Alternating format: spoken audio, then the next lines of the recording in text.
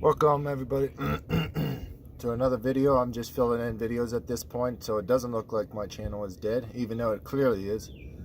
I want to show you how to split wood. So right now I have fine log right here. You want it cut to about yay length like that or depend on your stove.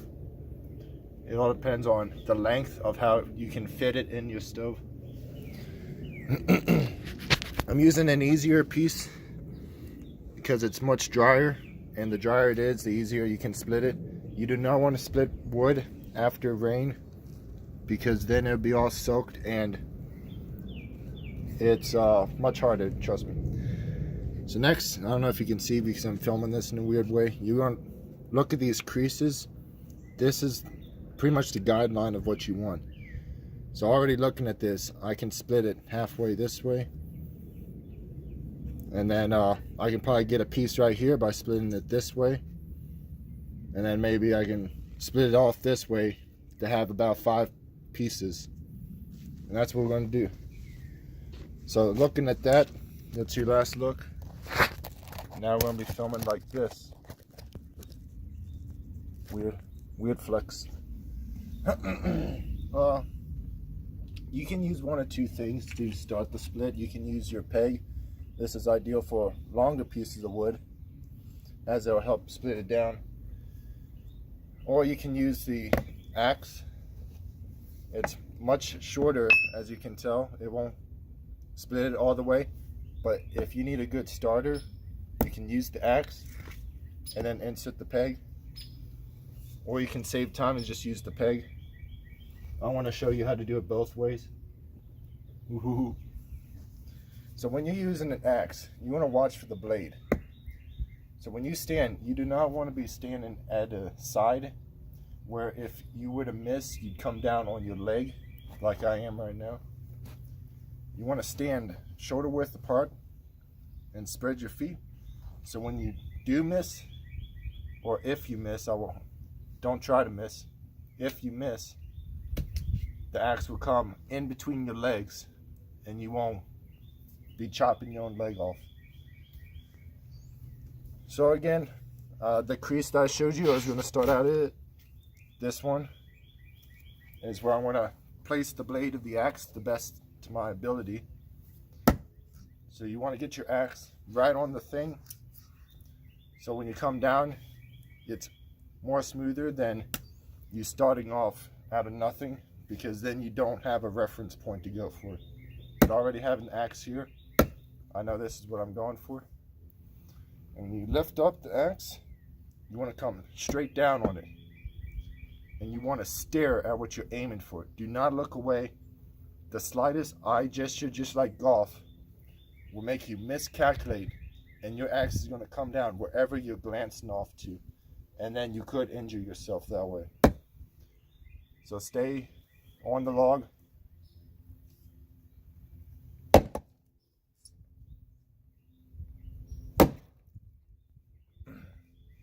So I don't know if you can see this in the video. You already got a split going on.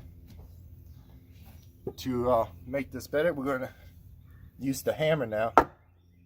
This is pretty much what you're going to have to use regardless. You can't chop wood with an axe alone.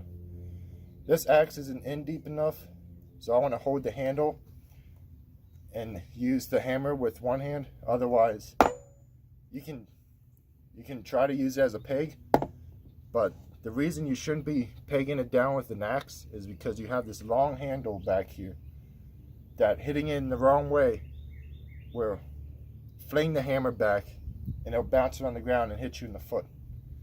To keep that from happening, you want to hold this with one hand. And of course, it's going to make the hammer heavier. But if you can't lift a hammer with one hand, you shouldn't be chopping wood in the first place.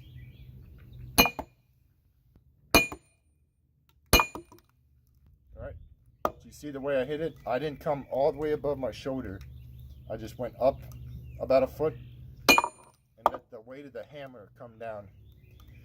So now I got this very nice crease that I can safely take the axe out and then sit the peg. And then once again, the same thing, just a couple little taps, holds the peg in place. Now, just like with the axe, you're going to take the hammer with 2 hands, and then if you're new, you might want to just come up a little ways and hit it down. If you're very much experienced, you're going to want to do it just like the axe, come up all the way and hit it straight down. That's going to shoot the peg straight down, and that mild explosion is going to build up the kinetic energy that splits the wood in half. If you do subtle hits and just work your peg down, you're doing the same thing, but it's much slower and less progressive. And again, you want to stand the same way. 1 and 2. Now this is a longer piece of wood, so you can see the peg went down and the wood's still not split all the way. If it's good enough, you can rip it apart yourself. If you need to, you can flip the log over on the other side and then finish it off there. Now you have one piece of wood. This, I guess would fit in our stovetop, but I want to split it in half again, just to make it easier. Ooh, I got mud all over myself. So with this, now this is a smaller piece of wood, where using the axe is the most ideal and efficient. Because when you take your axe and you split it down, the force and weight of your axe blade is going to cut the whole thing in half. And just like most video games you've played, if you played, your log or your piece of wood here is going to simply break apart into 2 piles. That's really what we're looking for here. So, cross your fingers that we get it first try.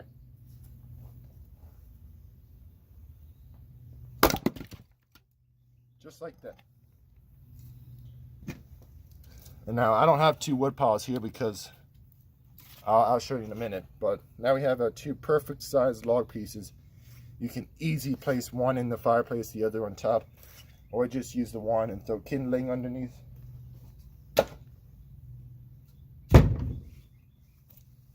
want to show you what I've been staring at. Oh yeah, and the final thing about cutting wood is always have your base, which is this big log. You want to find the biggest stump you can get to just easily place your log there.